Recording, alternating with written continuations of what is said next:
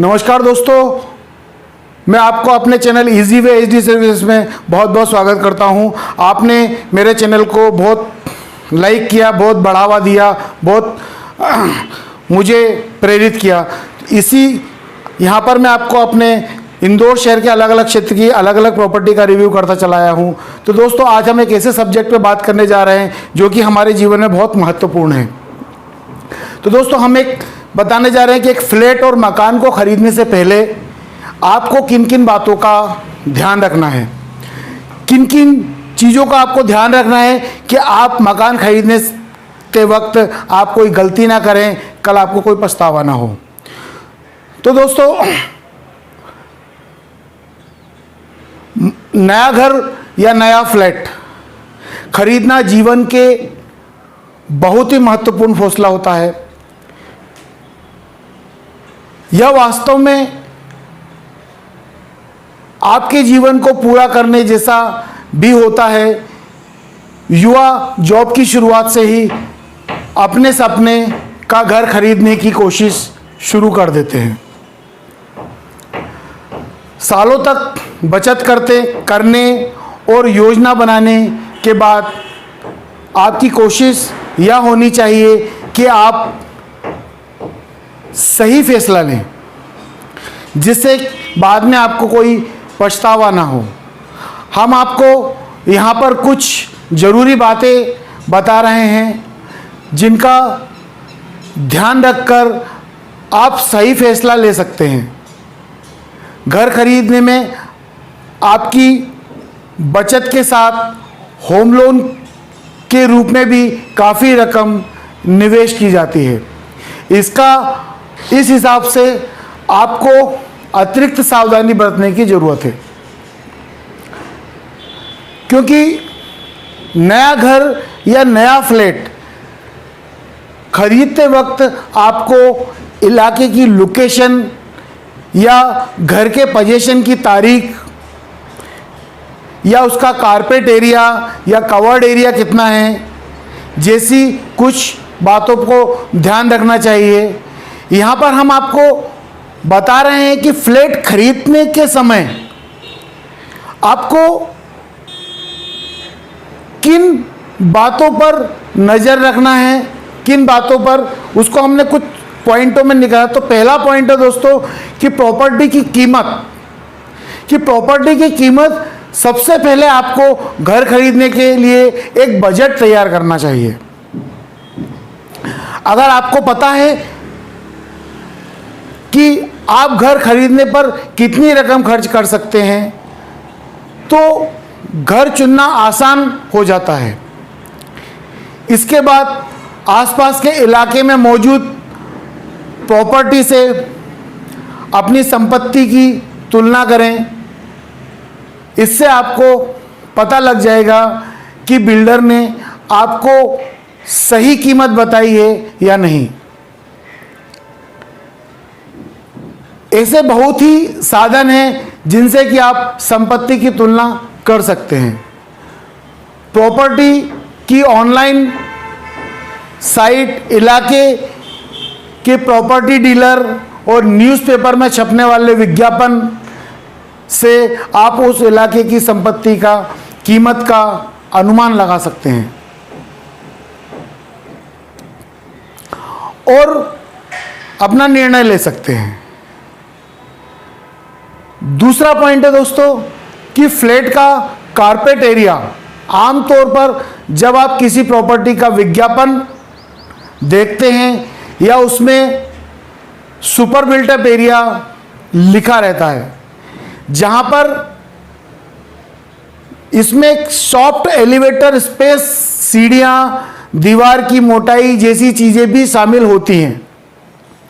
अगर आप इसके हिसाब से अनुमान लगाएंगे तो फ्लैट पर आप मायूस हो जाएंगे, क्योंकि वास्तव में आपका कारपेट एरिया जो निकलेगा वो बिल्टअप एरिया की तुलना में कारपेट एरिया 30% तक कम होता है। और आमतौर पर एक फ्लोर पर 2 फ्लैट होते हैं, तो कॉमन स्पेस की जगह भी दोनों में बराबर बढ़ जाती है। तीसरा, लैंड रिकॉर्ड। जिस जमीन का आपके मकान बना है वह बहुत महत्वपूर्ण है कि आपको उस जमीन पर मिट्टी के बारे में पता होना चाहिए। इसके साथ की वजह जमीन पर हर तरह की सरकारी बकाये की मुक्त होनी चाहिए और रजिस्टर्ड होनी चाहिए। घर खरीदने से पहले आपको टाइटल डीड जरूर देखना चाहिए और उसे वेरीफाई करना चाहिए। इससे डीड में ज़मीन का मालिकाना हक आदि के बारे में विस्तृत रूप की जानकारी होती है।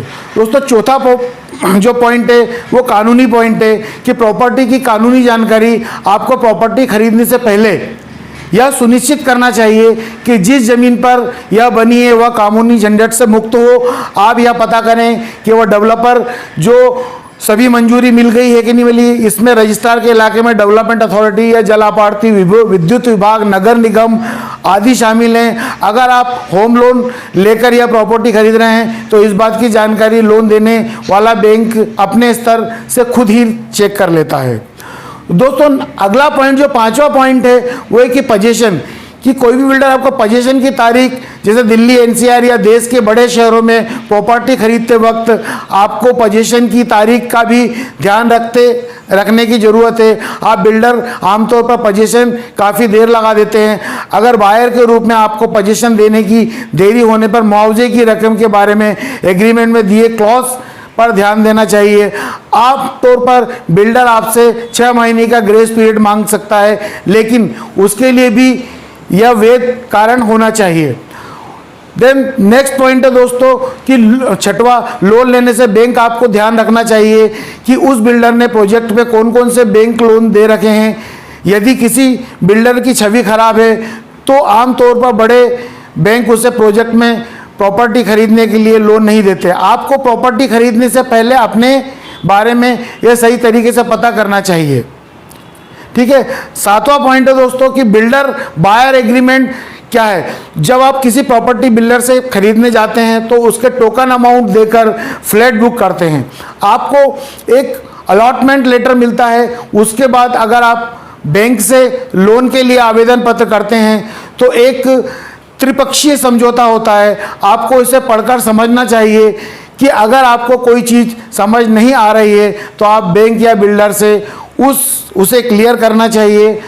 देन अगला आठवां पॉइंट है कि फ्लैट का लोकेशन जो है, चूंकि संपत्ति खरीदना लंबी अवधि का निवेश है, इस हिसाब से आपको प्रॉपर्टी के लोकेशन का विशेष ध्यान रखना चाहिए। इलाके में मौजूद सुविधाएं, इंफ्रास्ट्रक्चर और ज़रूरी सेवाएं कहाँ तक कुछ ऐसी चीज़ है जिसका बहुत ध्यान रखना चाहिए। आप इन सभी पर ध्यान देंगे तो रहने के हिसाब से आपको सुकून मिलेगा। दोस्तों, सबसे आखिरी पॉइंट जो 9वां पॉइंट है जो बहुत महत्वपूर्ण है, अतिरिक्त छुपे हुए चार्ज। आप प्रॉपर्टी खरीदने के संबंध में सभी चीज़ों को ध्यान रख देके अपने पेमेंट का कितना जुर्माना लगता है, बिल्डर के लेट पोजीशन देने पर कितनी पेनल्टी है, सबका ध्यान रखें। अगर आपको समय पर फ्लैट नहीं मिलता तो बिल्डर हर महीने आपको एक तय रकम पेनल्टी के रूप में देता है। इसके अलावा स्टाम्प ड्यूटी, होम लोन की प्रोसेसिंग फीस, रजिस्ट्री कराने का खर्च समेत बाकी खर्च के बारे में आपको पहले से ही जानकारी ले लेनी चाहिए दोस्तों। क्योंकि प्रॉपर्टी खरीदना दो तरीके होता है कि हर व्यक्ति का एक सपना होता है कि मेरा सपनों का घर हो, हर व्यक्ति का एक सपना होता है कि मेरा खुद का मकान हो। वो नहीं चाहता कि मैं किराए के मकान में रहूं और बार बार अपने झंझटों से दूर रहूं, मकान मालिक के झंझटों से दूर रहूं। तो दोस्तों, इन सारी बातों को अगर आप अपने पॉइंट बनाकर नोट डाउन करते हैं और ये 9 पॉइंटों के आधार पर आप प्रॉपर्टी की पूरा सर्च कराते हैं कि प्रॉपर्टी इन 9 पॉइंटों पर खरी उतर रही है कि नहीं उतर रही है, तो दोस्तों तभी आपको प्रॉपर्टी परचेस करना चाहिए। क्यों? क्योंकि आज की तारीख में बहुत सारे, मैं नहीं कहता कि सारे बिल्डर या सारे ब्रोकर या सारे वो लोग गलत हैं, लेकिन कुछ बहुत ऐसे लोग बिल्डर, बहुत ऐसे ब्रोकर हैं जिन्होंने अपने निजी स्वार्थ के लिए क्रेता का हित का ध्यान नहीं रखते हैं और कुछ भी तरीके से आपको प्रॉपर्टी दिलवा सकते हैं। तो दोस्तों, आप अपनी प्रॉपर्टी जब भी बाय करना चाहते हैं तो किसी एक्सपीरियंस ब्रोकर के साथ ही अपना प्रॉपर्टी बाय करें। अगर आप इंदौर शहर के अंदर प्रॉपर्टी बाय कर सकते हैं और आपको लगता है कि मैं आपको एक अच्छी गाइड दे सकता हूं, तो आप मुझसे संपर्क कर सकते हैं मेरे नीचे लिखे हुए नंबरों से। तो दोस्तों, हम इंदौर शहर के अंदर अलग अलग लोकेशन पर अलग अलग प्रॉपर्टीज़ का रिव्यू करते हैं और आपको बताने की पूरी कोशिश करते हैं कि उस एरिया की सारी इंफॉर्मेशन सही जानकारी आप तक पहुंचाने की कोशिश करते हैं। हमारा प्रयास है कि किसी भी कस्टमर का किसी भी जो कि अपना घर या मकान खरीदना चाहता है या कमर्शियल प्रॉपर्टी लेना चाहता है, उसके हितों का विशेष ध्यान रखें, उनको सही सर्विस प्रोवाइड करें, इसका हम पूरा विशेष ध्यान रखते हैं। तो दोस्तों, अगर आपको लगता है कि मैंने ये जानकारी आपको महत्वपूर्ण आप तक पहुंची है, तो कृपया करके, अगर आप मेरे चैनल पे पहली बार आए हैं तो सबसे पहले मेरे चैनल को सब्सक्राइब करें, बेल आइकन पे क्लिक करें और ऑल पर क्लिक करें, जिससे कि मेरे आने वाले वीडियोस का नोटिफिकेशन आपको मिलता रहे। और हर 2 से 3 दिन के ड्यूरेशन में मैं आपके सामने एक नई प्रॉपर्टी का रिव्यूज़ प्रेजेंट करूंगा। तो दोस्तों, अगर आपको लगता है कि मैं अपने आप को ये अच्छा सा गाइड किया, तो please subscribe, like, share and click bell icon. तो दोस्तों, यहीं पे मैं अपने वीडियो को विराम देता हूँ। जय हिंद, जय भारत, नमस्कार, वंदे मातरम।